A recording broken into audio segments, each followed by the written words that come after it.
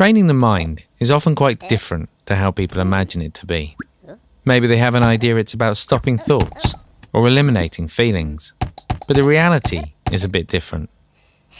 An easy way to think of it is to imagine yourself sitting on the side of a busy road, the passing cars representing the thoughts and the feelings. All you have to do is to sit there and watch the cars. Sounds easy, right? But what usually happens is that we feel a bit unsettled by the movement of the traffic. So we run out into the road and try and stop the cars, or maybe even chase after a few, forgetting that the idea was to just sit here. And of course, all of this running around only adds to the feeling of restlessness in the mind. So training the mind is about changing our relationship with the passing thoughts and feelings, learning how to view them with a little more perspective.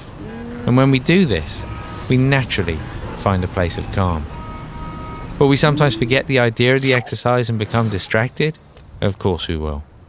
But as soon as we remember, here we are, back on the side of the road again, just watching the traffic go by, perfectly at ease in both body and mind.